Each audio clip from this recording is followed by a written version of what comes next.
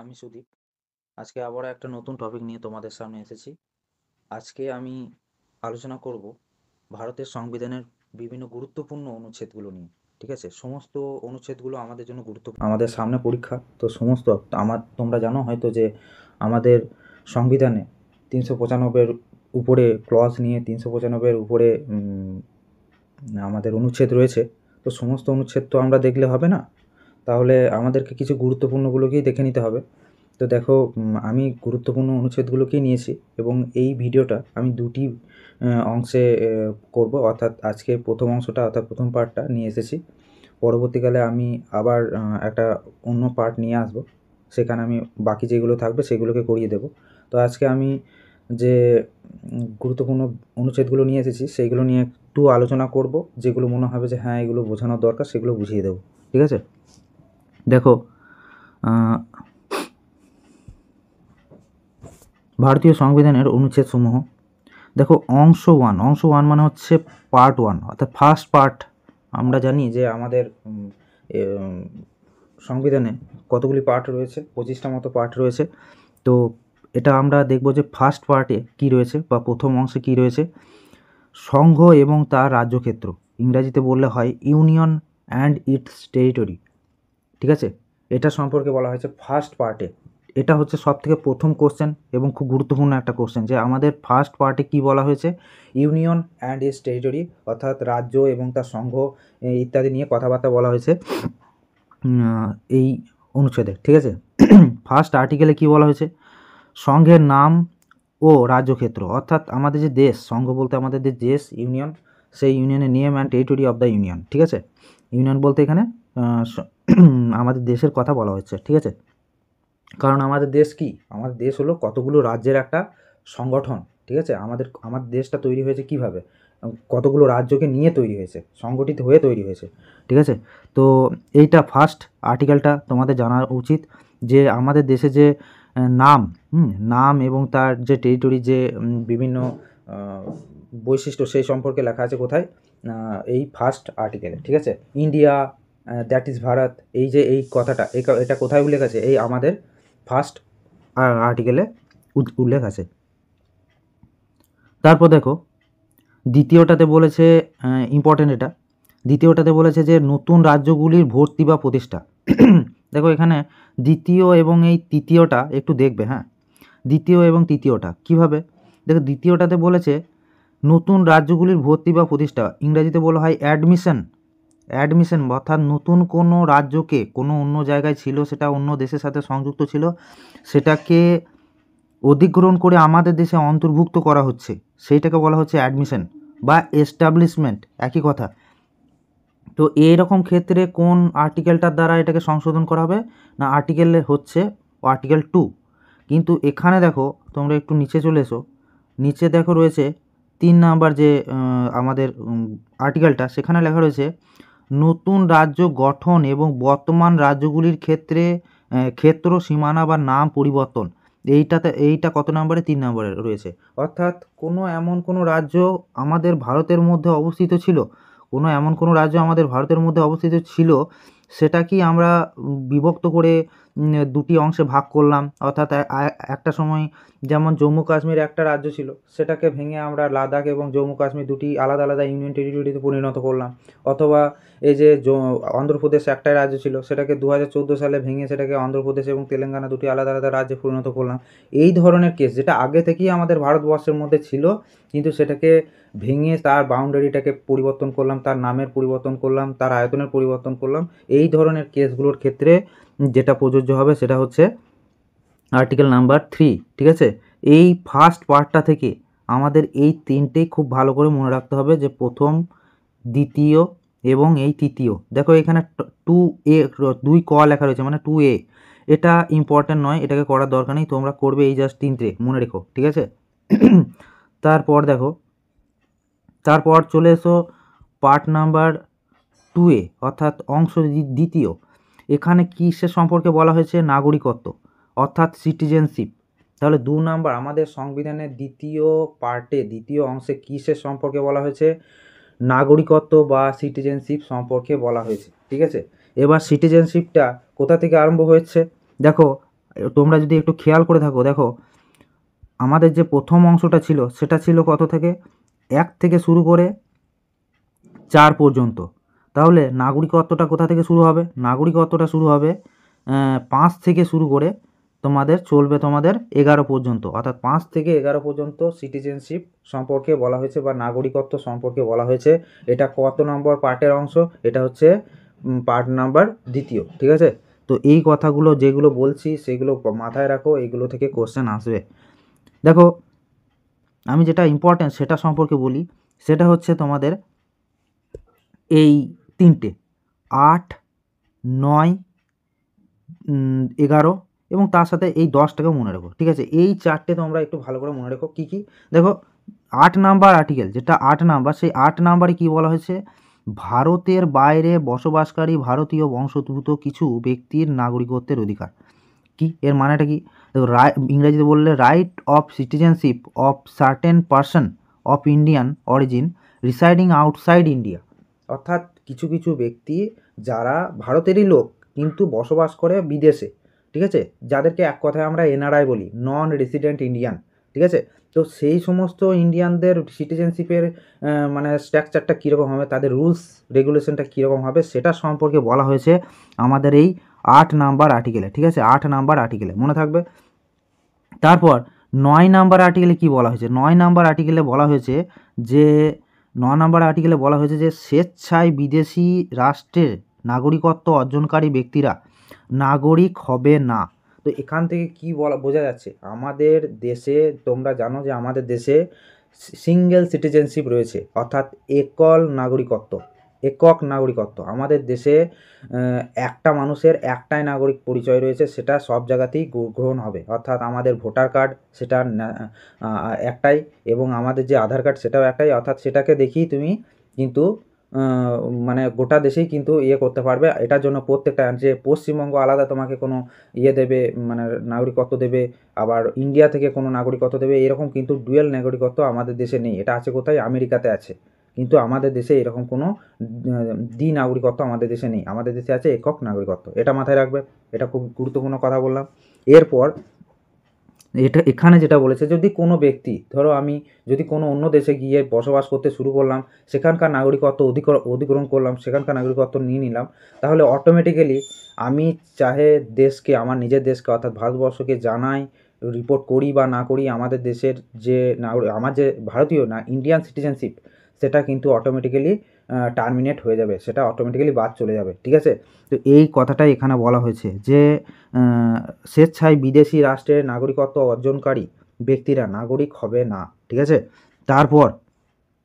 তারপর দেখো রয়েছে 10 নম্বরে কি বলেছে, নাগরিকত্বের অধিকার বজায়। অর্থাৎ কোনো ব্যক্তি, সে ভারতের লোক, সে যে মানুষকে বিয়ে করবে সেও ভারতের লোক, তাদের যে সন্তান হবে সেও অটোমেটিক্যালি ভারতীয় হবে, তাকে আলাদা করে সিটিজেনশিপের সার্টিফিকেট করতে হবে না।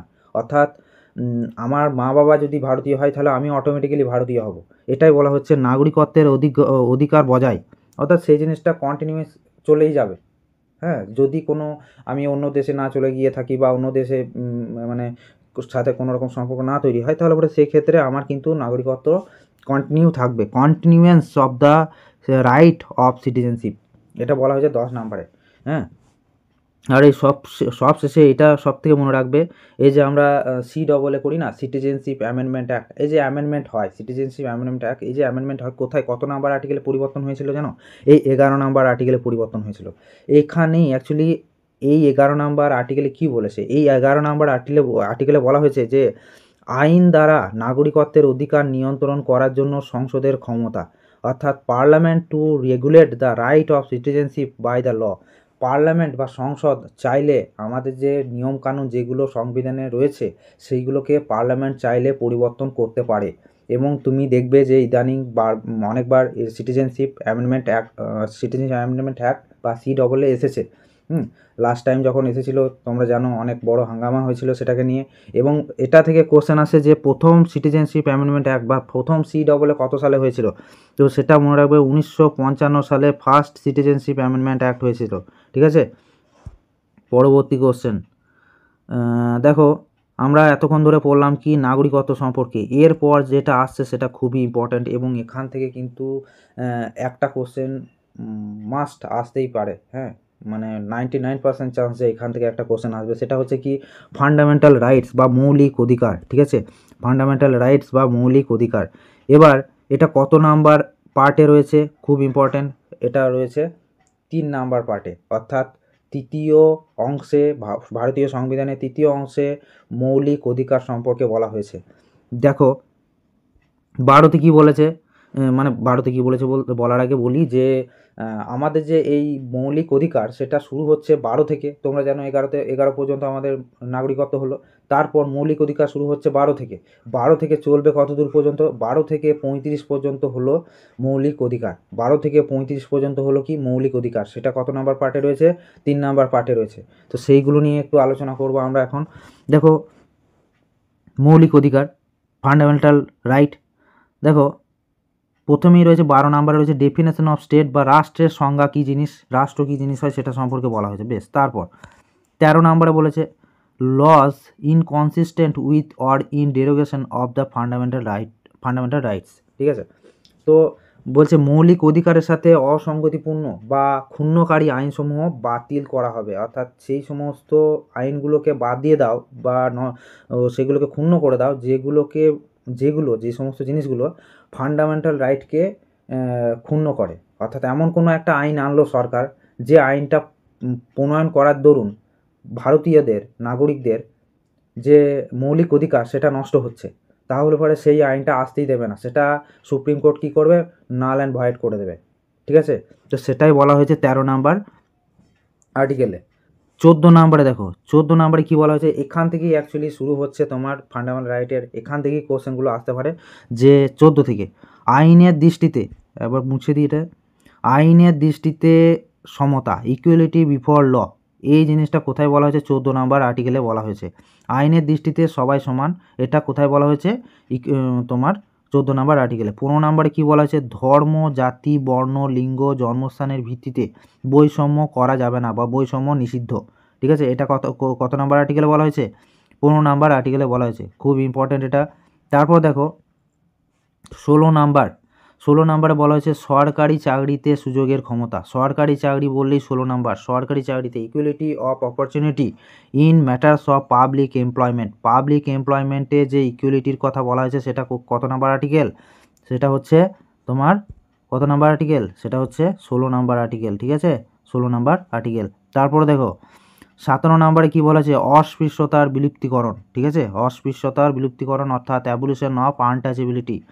অস্পৃশ্যতা, আগেকার দিনে এই জিনিসটা ছিল, মানুষ অন্য মানুষকে, মানে নিচু জাতির মানুষকে ছুতো না বা স্পর্শ করলে তাদেরকে অনেক শুদ্ধিকরণ করতে হতো, এরকম ধরনের প্রথা চালু ছিল সেই সময়কার, যখন এই সংবিধান তৈরি হয় সেই সময়কার কথা বলা হচ্ছে। এখনও বিভিন্ন জায়গায় এখনও এই জিনিস রয়ে গেছে। তো সেইটার কথা বলা হয়েছে 17 নাম্বার আর্টিকেলে। এখানে বলা হয়েছে যে অ্যাবলিশন অফ আনটাচেবিলিটি, ঠিক আছে। তারপর দেখো 18 নাম্বারে কী বলা হচ্ছে? 18 নাম্বারে বলা হচ্ছে উপাধি বিলুপ্তি অর্থাৎ অ্যাবলিশন অফ টাইটেল। আগেকার দিনে সে রায় বাহাদুর এই ইত্যাদি ইত্যাদি, আগেকার দিনে অনেক রকমের নিজেদের নামের আগে অনেক বড় বড় সব রাজা মহারাজা এসব টাইটেল এসব রাখতো আর কি, হ্যাঁ, মহারাজাধিরাজ ইত্যাদি ইত্যাদি। তো সেই সমস্ত টাইটেল এসব কিচ্ছু নেওয়া যাবে না, প্রত্যেকটা মানুষ সমান, তাদের প্রত্যেককে সমান চোখে দেখো। তাই সেই কারণে এসব কোনো রকম কোনো টাইটেল এখানে নেওয়া যাবে না, সেটার কথা বলা হয়েছে আর্টিকেল 18-তে। 19 নাম্বার আর্টিকেলে বলা হচ্ছে ফ্রিডম অফ স্পিচ। শুধুমাত্র ফ্রিডম অফ স্পিচ নয়, এখানে টোটাল 6টা অধিকারের কথা বলা হয়েছে, হ্যাঁ, right two assemble, right two cooperation, এই ধরনের টোটাল 6টা অধিকারের কথা এখানে বলা হয়েছে, যেগুলো অতটা ডিপলি তোমাদের এই সামনের পরীক্ষাটার জন্য অতটা ইম্পর্টেন্ট নয়। তো আমি বলবো যে আপাতত এইটুকু মনে রেখো যে 19 নাম্বার আর্টিকেলে ফ্রিডম অফ স্পিচ এবং তার সাথে আরও আনুষঙ্গিক 6টি এর কথা বলা হয়েছে, ঠিক আছে। এটা হচ্ছে ফার্স্ট এটা 6টা বলছি না, 6-এর মধ্যে যে প্রথম যে ক্লজটা রয়েছে সেখানে বলা আছে ফ্রিডম অফ স্পিচ, ঠিক আছে। তারপর দেখো অপরাধের জন্য দোষী সাব্যস্ত হওয়ার ক্ষেত্রে সুরক্ষা। দেখো এই 20 থেকে একটু শুরু হচ্ছে অন্য জিনিস। দেখো তোমরা মনে রাখবে যে রাইট টু ইকুয়ালিটি এই 14 থেকে 18 পর্যন্ত শুরু হয়ে যাচ্ছে কি রাইট টু ইকুয়ালিটি, ঠিক আছে। তারপর এটা হচ্ছে স্বাধীন রাইট টু ফ্রিডম চলছে তোমার তোমার এই যে 19 নাম্বার আর্টিকেল, 20 নাম্বার আর্টিকেল, এগুলো মানে ফ্রিডমের কথা বলা হয়েছে। হ্যাঁ, এই যে যেমন জীবন ও ব্যক্তিগত স্বাধীনতা সুরক্ষা বা রাইট টু লাইফ, এটা কত নাম্বার আর্টিকেলে বলা হয়েছে? 21 নাম্বার আর্টিকেলে বলা হয়েছে। এই যে এই তোমার 20 নাম্বার, 21 নাম্বার ও 21 ক, এইগুলো একটু দু একটা ইম্পর্ট্যান্ট রয়েছে, সেগুলো বলে দিচ্ছি। যেমন 21A, হ্যাঁ, 21A এইটা খুবই ইম্পর্ট্যান্ট। এটা হচ্ছে রাইট টু এডুকেশন, খুবই important. Right two elementary education, 6 থেকে 14 বছরের শিশুদের বাধ্যতামূলকভাবে সরকারিতে ফ্রিলি পড়াতে হবে। এটা তোমার অধিকার, এটা তোমার অধিকারের মধ্যে পড়ে। তুমি চাইলে, তোমাকে কেউ এর জন্য কোনো 1 টাকাও দাবি করতে পারে না। এটা সরকার থেকে মানে সংবিধান থেকে এই অধিকার তোমাকে দেওয়া হয়েছে। তারপর দেখো রাইট টু এই যে 21 নাম্বারে কী বলেছে? জীবন ও ব্যক্তিগত স্বাধীনতা শুরু কর, right to life. Right to life, এটা কত নাম্বারে বলেছে? 21 নাম্বারে বলেছে। তাহলে 21 নাম্বার, এটা 21 ক। এই যে 21 ক কেন লিখেছে বলবো? এই 21 ক অ্যাকচুয়ালি 21টার পর 22 ছিল, 21 কটা ছিল না। এটাকে পরবর্তীকালে অ্যাড করা হয়েছে। কত নাম্বার আর্টিকেলে অ্যাড করা হয়েছে তোমরা জানো? 2002 সালে অ্যাড করা হয়েছে। 86তম অ্যামেন্ডমেন্ট অ্যাক্টের দ্বারা এটাকে অন্তর্ভুক্ত করা হয়েছিল। ঠিক আছে? তো এর আগে এখানে কোনো রাইট টু এডুকেশন বলে কিছু ছিল না। তারপর দেখো তোমাদের রয়েছে 23 এবং 24 number. Right against exploitation, right against exploitation. এই যে 23 নাম্বার, হ্যাঁ, তোমার 24 এবং 23 নাম্বার, এই যে এই দুটি তোমার আর্টিকেল, এই দুটো একটু ভালো করে মনে রাখবে। এটা বলেছে যে মানব পাচার ও জোরপূর্বক শ্রম, এটা নিষিদ্ধকরণের কথা বলেছে। তাহলে কি দুটো জিনিসকে নিষিদ্ধ করার কথা বলা হয়েছে? যে কোনোভাবেই কোনো মানুষ নিয়ে ব্যবসা চলবে না। অর্থাৎ অনেক সময় শুনেছো যে ছোটো বাচ্চা মেয়েদের বা বড়োদের কোনো ইয়েদের, আগেকার দিনে যেটা হতো আর কি, দাস প্রথা, যেটা ঠিক সেই রকমই অনেকটা এই জিনিস, মানে মানুষদেরকে অন্য দেশে পাচার করে সেখানকার হোটেলে বা ইয়েতে কাজ করানো হয়, বা অনেক অপরাধমূলক কাজকর্মের সাথে তাদেরকে যুক্ত করে দেওয়া হয়। তো সেই জিনিসগুলোকে বন্ধ করার কথা বলা হয়েছে। সেই জিনিসগুলো করা যাবে না কোনোভাবেই, সেটাকে সরকার অ্যালাউ যেন না করে। 2 নাম্বার কথা, এটা মানব পাচার, এটা তোমার অধিকার। যদি এরকম কিছু হয় তাহলে তুমি ডাইরেক্ট সুপ্রিম কোর্টে সেগুলোকে অ্যাপ্লাই করতে পারবে। 2 নাম্বার হচ্ছে কারখানা ইত্যাদিতে শিশু নিয়োগ নিষিদ্ধকরণ, prohibition of employment of children in factories. 14 বছরের নিচের শিশুদের, এখানে একটা কথা বলে দিই তোমাদের, 14 বছরের নিচের শিশুদের কোনো কলকারখানায় বা হ্যাজার্ডিয়াস কাজের সাথে যুক্ত করা যাবে না। যে সমস্ত কাজগুলো ঝুঁকিপূর্ণ, সেই সমস্ত কাজের সাথে কারখানা বা খনিতে এই সমস্ত জায়গায় কাজ করানো যাবে না। এটা কত নাম্বার আর্টিকেল বলেছে? Article number 24। ঠিক আছে? তারপর দেখো রয়েছে 25 নাম্বার আর্টিকেল। 25 নাম্বার আর্টিকেলে বলেছে বিবেকের স্বাধীনতা। দেখো এখান থেকে শুরু হয়ে যাচ্ছে কি বলতো, এই 25, 26, 27, 28 এইগুলোতে শুরু হয়ে যাচ্ছে তোমার রাইট টু রিলিজিয়ন, অর্থাৎ ধর্মীয় স্বাধীনতা। ধর্মীয় স্বাধীনতার কথা কত নাম্বার আর্টিকেলে বলা হয়েছে? 25 থেকে শুরু করে 28 নাম্বার আর্টিকেল পর্যন্ত রয়েছে ধর্মীয় স্বাধীনতার কথা। তাহলে রাইট টু এক্সপ্লয়টেশন, অর্থাৎ শোষণের বিরুদ্ধে অধিকার, হলো 2টি মাত্র আর্টিকেল, 23 এবং 24। এবং ধর্মীয় স্বাধীনতার কথা বলা হয়েছে 25, 26, 27, 28, অর্থাৎ এই 4টি আর্টিকেলে রয়েছে ধর্মীয় স্বাধীনতার কথা। দেখো 25 নাম্বার আর্টিকেলে কি বলা হয়েছে? 25 নাম্বার আর্টিকেলে বলা হয়েছে যে বিবেকের স্বাধীনতা এবং ধর্মকে স্বাধীনভাবে গ্রহণ, পালন ও প্রচার করার স্বাধীনতা। তাহলে প্রচার করার স্বাধীনতা মানে কি? এখানে right two propagation of religion, অর্থাৎ তুমি চাইলে কোনো একটা ধর্মকে প্র্যাকটিস করতে পারো, সেটাকে পালন করতে পারো এবং গ্রহণ করতে পারো, এবং সেটাকে প্রোপোগেট করতে পারো, অর্থাৎ অন্য মানুষকে ছড়িয়ে দিতে পারো। এটা অধিকার তোমার রয়েছে। এটার অধিকার তোমার রয়েছে। এটা সম্পর্কে বলা হয়েছে 25 নাম্বার আর্টিকেলে। 26 কি বলেছে?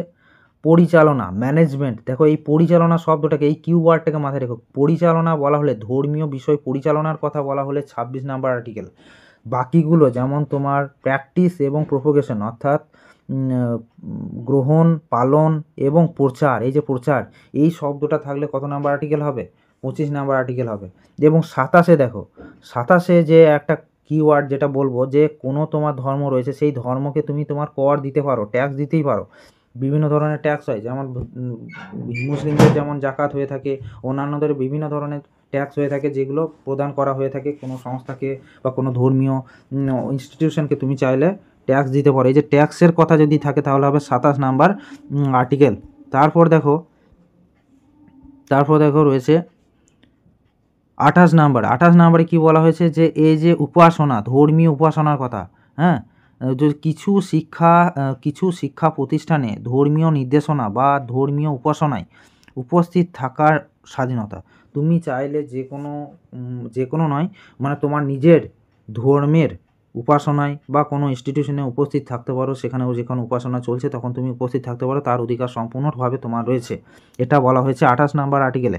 তো এখান থেকে কিওয়ার্ড যেটা মনে রাখতে হবে সেটা হচ্ছে এই warship in certain educational institution বা এই রিলিজিয়াস ওয়ারশিপ, এই কথাটা মনে রাখবে, রিলিজিয়াস ওয়ারশিপ, ধর্মীয় উপাসনা, ঠিক আছে, ধর্মীয় উপাসনা বা রিলিজিয়াস ওয়ারশিপ, এই কিওয়ার্ডটা মনে রাখবে। তাহলেই দেখবে যে তোমাদের মানে জিনিসটাকে তাড়াতাড়ি সঠিক অ্যান্সারে পৌঁছাতে সুবিধা হচ্ছে।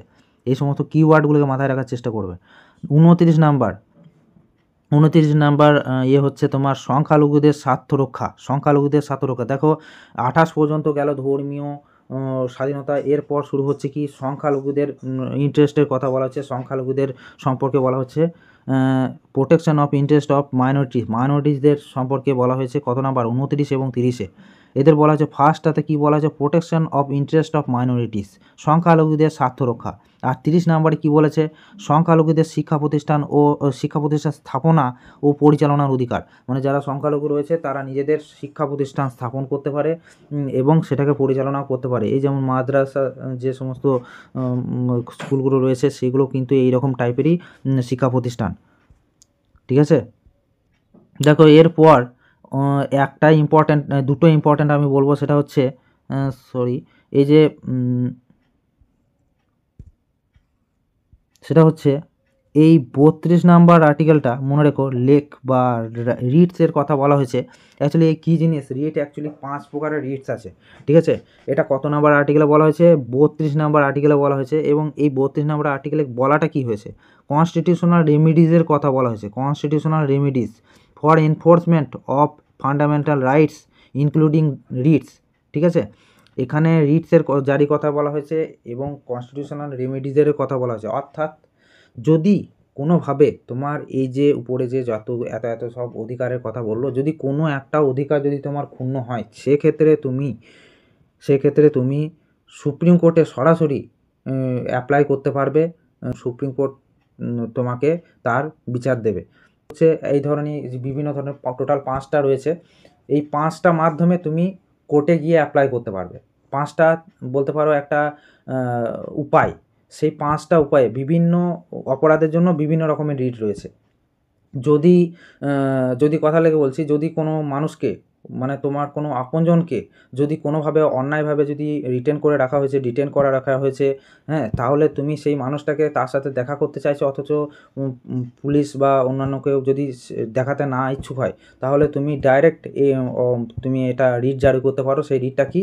সেই রিটটা হলো হেভিয়াস কর্পাস। অ্যাকচুয়ালি রিটটা জারি করবে আমাদের সুপ্রিম কোর্ট, কিন্তু তুমি তার জন্য তোমাকে অ্যাপ্লাই করতে হবে, সুপ্রিম কোর্টে অ্যাপ্লাই করতে হবে এবং সুপ্রিম কোর্ট থেকে সেই রিটটা জারি করবে। হেভিয়াস কর্পাস বলা হয় টু হ্যাভ এ বডি। এটার অ্যাকচুয়ালি ওটার ল্যাটিন শব্দ, সেটা মানে ইংলিশ ট্রান্সলেশনটা হচ্ছে কি টু হ্যাভ এ বডি। তো সেটা হচ্ছে তোমরা এই মনে রেখো, এই যে 34 নাম্বার আর্টিকেলটা মনে রেখো, যে কোনো এলাকায় যদি সামরিক আইন বলবৎ থাকে, অর্থাৎ মার্শিয়াল ল যেটা হয় সামরিক আইন, যদি মার্শিয়াল ল যদি কোনো জায়গায় অ্যাক্টিভ থাকে না, তাহলে সেখানে কিন্তু কোনো রকম কিন্তু ফান্ডামেন্টাল রাইট তোমার করতে পারে। সেটা বলা হয়েছে কোথায়? 34 নাম্বারে। মানে তোমার সেখানে যদি তুমি বলো যে আমি স্বাধীনভাবে ঘুরতে পারি, স্বাধীনভাবে আমি বক্তৃতা দিতে পারি, এসব বললে চলবে না। সেই সময়ে কোথাও একটা সামরিক ল যখন চালু রয়েছে, তখন সেই সমস্ত অধিকারগুলো পজ থাকবে এক প্রকার। দেখো এইগুলো হয়ে গেল আমাদের কি ফান্ডামেন্টাল রাইট, যেটা সত্যিই অনেকটা বড় জিনিস ছিল। হ্যাঁ, তোমাদের মনে হতে পারে অনেকটা বড় লাগলো, কিন্তু এটা করতে হবে, না করলে উপায় নেই। 4 নাম্বারে দেখবো আমরা, এতক্ষণ 3 নাম্বার পার্ট আমরা দেখলাম, এরপর আমরা 4 নাম্বার পার্ট বা 4 নাম্বার অংশটা দেখব। এখানে বলা হচ্ছে রাষ্ট্র পরিচালনার নির্দেশাত্মক নীতি, অর্থাৎ directive principle of state policies, হ্যাঁ, নীতি নির্দেশমূলক তত্ত্বের কথা এখানে বলা হয়েছে। তোমরা আমাকে একটা উত্তর দেবে, কমেন্টে জানাবে যে এই ডিপিএসপি আমরা কোন দেশ থেকে নিয়েছি, ডিপিএসপি যে বিষয়টা সেটা আমরা কোন দেশ থেকে, ভারতবর্ষ কোন দেশ থেকে এটাকে নেওয়া হয়েছে। দেখো এটা কত থেকে শুরু হচ্ছে, তোমরা দেখতেই পাচ্ছ যে 36 থেকে শুরু হচ্ছে, কারণ 35 পর্যন্ত ফান্ডামেন্টাল রাইট ছিল, তাহলে 36 থেকে শুরু হচ্ছে কি ডিপিএসপি, তো সেটা থেকে 36 থেকে শুরু হচ্ছে। তো 36-এ বলা হচ্ছে রাষ্ট্রের সংজ্ঞা। দেখো রাষ্ট্রের সংজ্ঞা, ডেফিনেশন অফ স্টেট আমরা 12 নম্বর আর্টিকেলেও দেখেছিলাম। দেখো 37-এ কী হচ্ছে, 37-এ হচ্ছে নির্দেশাত্মক নীতিগুলির প্রয়োগ, মানে কিভাবে এই ধরনের ডাইরেক্টিভ প্রিন্সিপালসগুলোকে অ্যাপ্লাই করব সেটা সম্পর্কে বলা হয়েছে 37 নম্বরে। তারপর দেখো 39-এর ইম্পর্টেন্ট এটা 39A, 39A এইটা ইম্পর্টেন্ট কি, এখানে কি বলা হয়েছে, equal justice and free legal aid, এটা খুব ইম্পর্টেন্ট, এটা মাথায় রেখো। ইকুয়াল জাস্টিস, হ্যাঁ, সমান ন্যায় বিচার এবং ফ্রি লিগ্যাল এড, বিনামূল্যে আইনি সহায়তা, বিনামূল্যে আইনি সহায়তা, এই দুটোই আমাদেরকে এই দুটি কোথায় বলা হয়েছে, 39A-তে বলা হয়েছে, খুব ইম্পর্টেন্ট। এরপর দেখো ইম্পর্টেন্ট হচ্ছে 40 নাম্বার গ্রাম পঞ্চায়েত, খুব আসে পরীক্ষায়, যে গ্রাম পঞ্চায়েত বা ভিলেজ পঞ্চায়েত কত নাম্বার ভিলেজ পঞ্চায়েত অর্গানাইজেশন কত নাম্বার আর্টিকেলে বলা হয়েছে, 40 নাম্বার আর্টিকেলে বলা হয়েছে। 44 নাম্বার আর্টিকেল, 44 নাম্বার আর্টিকেলে বলা হয়েছে ইউনিফর্ম সিভিল কোড, খুব ইম্পর্টেন্ট ইউনিফর্ম সিভিল কোড। এছাড়াও তোমরা কিছু কিছু জিনিস মাথায় রেখো, সেটা হচ্ছে এই যে 43 নাম্বারটা, দেখো 43, হ্যাঁ 41, 42, 43 সবকটাই দেখো ইম্পর্টেন্ট রয়েছে, যেমন ধরো এই যে right to work, right two education and public assistant, এইগুলো কোথায় বলা হয়েছে, 41 নম্বরে বলা হয়েছে। আর এই 43টা দেখো 43A, 43B, এই তিনটেতে আলাদা আলাদা কথা বলা হয়েছে। একটাতে বলেছে যে শ্রমিকদের জন্য জীবন ধারণের মজুরি ইত্যাদি, অর্থাৎ শ্রমিকদের জন্য লিভিং ওয়েজেসের কথা বলা হয়েছে, ইম্পর্টেন্ট নয়, অতটা পড়ার দরকার নেই। Participation of workers in management of industries, শিল্প পরিচালনায় কর্মীদের অংশগ্রহণের কথা বলা হয়েছে 43A-তে, মাথায় রাখতে পারো।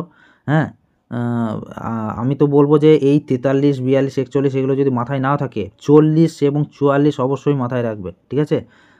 সমবায় সমিতি, কোঅপারেটিভ সোসাইটিজের কথা বলা হয়েছে 43B-তে, এটা মাথায় রেখো।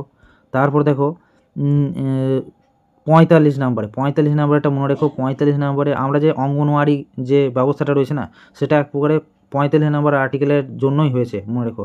এখানে বলা হয়েছে 6 বছরের কম বয়সী শিশুদের জন্য শৈশবের জন্ম এবং শিক্ষার বিধান, provisions for early childhood care and education to children below the age of 6 years. যদি কোনো শিশু, আমরা দেখেছি যে 21A-তে আমরা দেখেছি যে 21A-তে শিক্ষার অধিকারের কথা বলা হয়েছে, 21A-তে শিক্ষার অধিকারের কথা বলা হয়েছে, সেখানে কত থেকে কত বছর বয়সীদের শিক্ষা দেওয়ার কথা বলেছে, 6 থেকে 14 বছর। আচ্ছা 6 থেকে 14 বছর বলেছে, তাহলে 6 বছরের আগে শিশুদের কী হবে, তো তাদের জন্য এখানে বলা হয়েছে, এই 45 নাম্বার আর্টিকেলে বলা হয়েছে যে 6 থেকে বা 6 বছরের নিচের শিশুদের চাইল্ডহুড কেয়ার অ্যান্ড এডুকেশন, হ্যাঁ, এবং তাদের যে কী বলবো হেলথের জন্য, মানে পুষ্টির বিষয়টাও খেয়াল রাখতে হবে। এটা কত নাম্বার আর্টিকেলে বলেছে, 35 নাম্বার আর্টিকেলে বলা হয়েছে। এক প্রকার বলতে পারো 35 নাম্বার আর্টিকেলের জন্যই আমাদের অঙ্গনওয়াড়ি ব্যবস্থা চালু হয়েছে। তারপর দেখো 46 রয়েছে, 46-এ তপশিলি জাতি উপজাতির কথা বলা হয়েছে, পুষ্টি স্তর এবং জীবনযাত্রার মান বাড়ানোর কথা বলা হয়েছে কত নম্বর আর্টিকেলে, 47 নম্বরের আর্টিকেলে পুষ্টি স্তর এবং জীবনযাত্রার মান বাড়ানোর কথা বলেছে।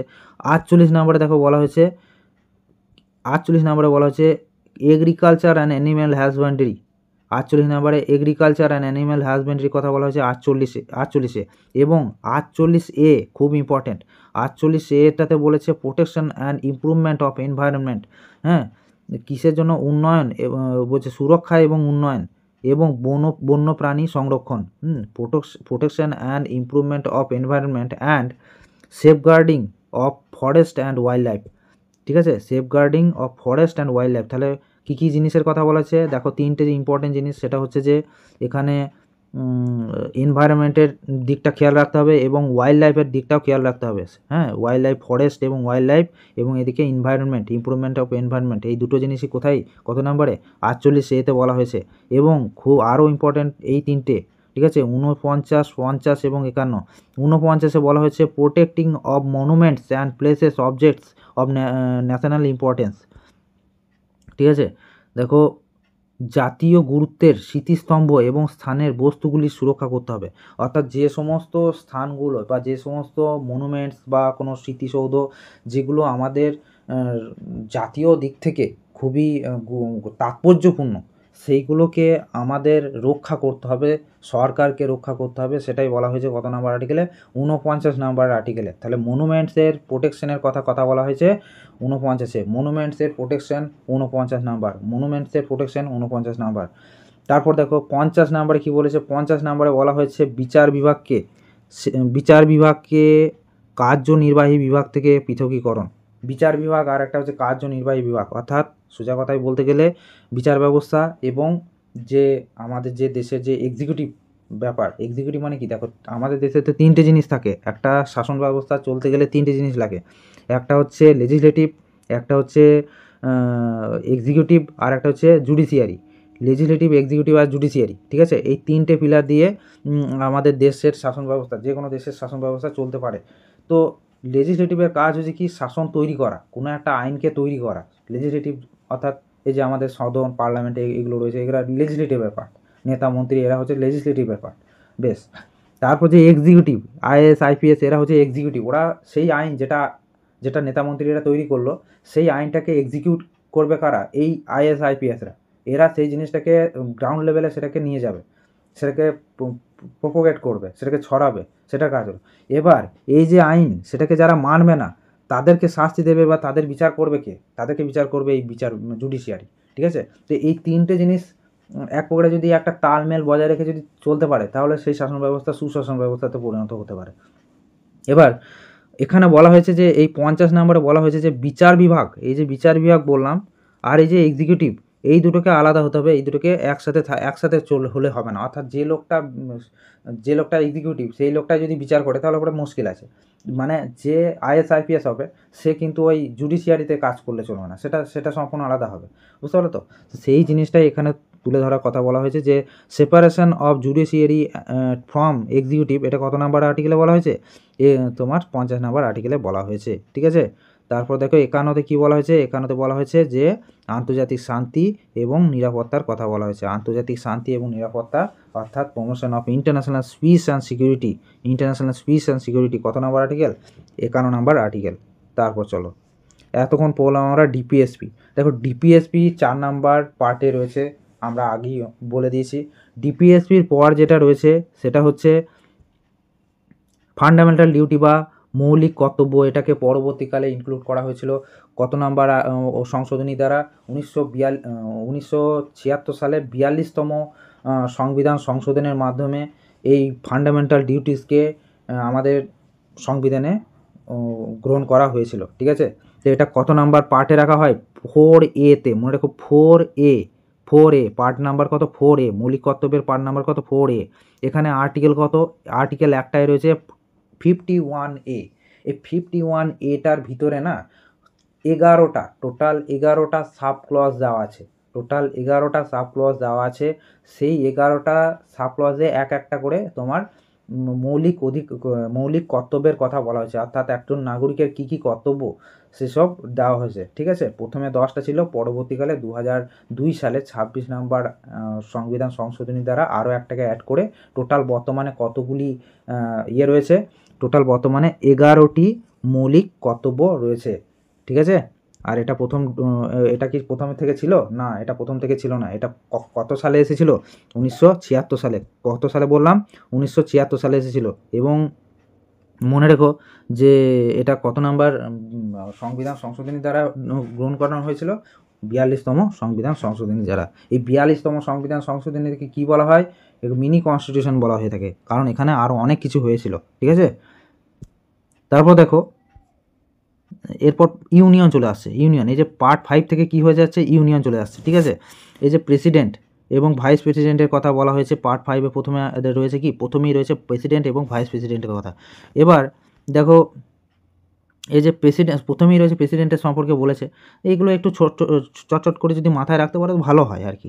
তো 52-তে প্রেসিডেন্টের কথা বলেছে, হ্যাঁ, প্রেসিডেন্ট অফ ইন্ডিয়া কত নাম্বার আর্টিকেল, 52, হ্যাঁ। তারপর দেখো এই যে 54টা ইম্পর্টেন্ট, 54তে বলবে প্রেসিডেন্টের যে ইলেকশন কত নাম্বার আর্টিকেল অনুসারে হয়ে থাকে, 54 নাম্বার আর্টিকেল অনুসারে হয়ে থাকে।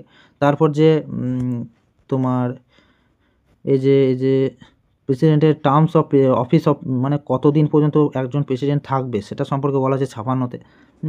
আর প্রেসিডেন্টের যে কোয়ালিফিকেশান, হ্যাঁ, কোয়ালিফিকেশান কত নাম্বার আর্টিকেল, প্রেসিডেন্টের অর্থাৎ একজন প্রেসিডেন্ট হতে গেলে কী কী তার কোয়ালিফিকেশান থাকা উচিত কত নাম্বার আর্টিকেলে বলা হয়েছে, 58 নাম্বার আর্টিকেলে বলা হয়েছে, ঠিক আছে। তারপর দেখো এখানে দেখো ইম্পর্ট্যান্ট এটা, হ্যাঁ, যে 60 নাম্বার কী বলা হয়েছে, 60 নাম্বারে বলা হয়েছে রাষ্ট্রপতির শপথ গ্রহণ, oath of affirmation by the president, হ্যাঁ। তো রাষ্ট্রপতির শপথ গ্রহণের কথা বলা হয়েছে কত নাম্বার আর্টিকেল, শপথ গ্রহণের কথা বললে 60 নাম্বার আর্টিকেলে। এবং 61তে আরও ইম্পর্টেন্ট, সেটা হচ্ছে ইমপিচমেন্টের কথা বলা হয়েছে, ইমপিচমেন্ট অফ প্রেসিডেন্ট, ঠিক আছে। তাহলে এই কটা যে কটা বললাম সে কটা মাথায় রাখবে। তাহলে 60, 61 আর ওদিকে 54তে ইলেকশন, আর 51তে তোমার কী হলো, 52তে হচ্ছে তোমার রাষ্ট্রপতির শাসন, ঠিক আছে। তো এই কটা জিনিস একটু মাথায় রাখতে হবে। 52, আর এদিকে কি বলেছিলাম 54, আর এদিকে 56তে মেয়াদ মানে office of term of office, ঠিক আছে। তারপর হচ্ছে যোগ্যতা, 58তে হচ্ছে যোগ্যতা কোয়ালিফিকেশান। তারপর হচ্ছে তোমার আর এই 60 হচ্ছে তোমার রাষ্ট্রপতি কর্তৃক শপথ বা অঙ্গীকার, oath or affirmation by the president. আর তোমার রয়েছে 61তে হচ্ছে ইমপিচমেন্ট। এই কটা তোমরা একটু ভালো করে মাথায় রাখবে, ঠিক আছে। তারপর দেখো এই যে এখান থেকে চলে আসছে এই যে 63 থেকে চলে আসে কি ভাইস প্রেসিডেন্ট। দেখো ভারতের উপরাষ্ট্রপতি একজন থাকতে হবে, এটা কত নাম্বার আর্টিকেলে বলেছে, 63তে বলেছে, ঠিক আছে। তারপরে এই যে তোমার 64তে কী বলেছে, vice president to be ex officio chairman of the council. এখানে কি বলতে কী চেয়েছে, উপরাষ্ট্রপতি পদাধিকার বলে রাজ্যসভার চেয়ারম্যান হবেন, সোজা কথা। মানে যে উপরাষ্ট্রপতি হবে সেই অটোমেটিক্যালি রাজ্যসভার চেয়ারম্যান হয়ে যাবে, বুঝতে পারলে। যে তো যে রাজ্যসভার চেয়ারম্যান হবে মানে যেই উপরাষ্ট্রপতি হবে সেই রাজ্যসভার চেয়ারম্যান হবে। এটা কত নাম্বার আর্টিকেল, 64 নাম্বার আর্টিকেল, খুব মাথায় রেখো। আর 65 নাম্বারে যেটা বলতে যাচ্ছিলাম আমি, যে উপরাষ্ট্রপতি তার মানে এখানে কি বলেছে, the vice president to be act as a president or to discharge his function during casual vacancies in the office or during the absence or of president. মানে প্রেসিডেন্ট যখন অ্যাবসেন্ট থাকবে বা ভ্যাকেন্ট থাকবে, তার ক্যাজুয়াল ভ্যাকেন্সিজ মানে সে হয়তো আসবে কিছুদিন, হয়তো সে বাইরে গিয়েছে, সেই টাইমটা কে কার্য পরিচালনা করবে, ভারতের যে উপরাষ্ট্রপতি থাকবেন তিনি কিন্তু সেই কার্য পরিচালনা করবেন, ঠিক আছে। তো এটা কত নাম্বার আর্টিকেলে বলা হয়েছে, 65 নাম্বার আর্টিকেলে বলা হয়েছে। তারপর দেখো তারপর রয়েছে কি, যে ভাইস প্রেসিডেন্ট, সেই ভাইস প্রেসিডেন্টের ইলেকশনের কথা কত নাম্বার বলা হয়েছে, 66তে। আর প্রেসিডেন্টের ইলেকশন কত দেখলাম, 54তে। এই 72 নাম্বারটা দেখো খুবই important, power of president two grant pardon. এই খুব কথাটা খুব ইম্পর্টেন্ট, ক্ষমা করার ক্ষমতা। দেখো ক্ষমা করার ক্ষমতা প্রেসিডেন্ট এবং যে রাজ্যপাল উভয়েরই থাকে, কিন্তু সব ক্ষেত্রে মানে রাজ্যপালের কিছু লিমিটেশন আছে, বাট প্রেসিডেন্টের সেই লিমিটেশনগুলো নেই। ওরও লিমিটেশন আছে, বাট ওর মতো অতটা নেই। তো মনে রাখবে যে রাষ্ট্রপতির ক্ষমা করার অধিকার কত নাম্বার আর্টিকেলে দেওয়া আছে, রাষ্ট্রপতির ক্ষমা করার অধিকার দেওয়া আছে 72 নাম্বার আর্টিকেলে। কত নাম্বার আর্টিকেলে, 72 নাম্বার আর্টিকেলে রাষ্ট্রপতির ক্ষমা করার অধিকার দেওয়া আছে, ঠিক আছে। তোমরা জানো যে এই ভিডিওটা অনেকটাই বড় হয়ে গেল, এরপর যদি আমি পুরোটা করতে যাই তাহলে আরও অনেক বড় হয়ে যাবে, তোমাদের ধৈর্য থাকবে না। তো এরপর আমি নেক্সট পার্ট নিয়ে আসবো, সেখানে আমি বাকি অংশগুলো বলে দেবো, ঠিক আছে। তো এখানে এতটা পর্যন্তই আজকে থাক। তো তোমরা জানো দেখো, পুরোটা না দেখে বারবার একবার দুবার না দেখলে বুঝতে পারবে না।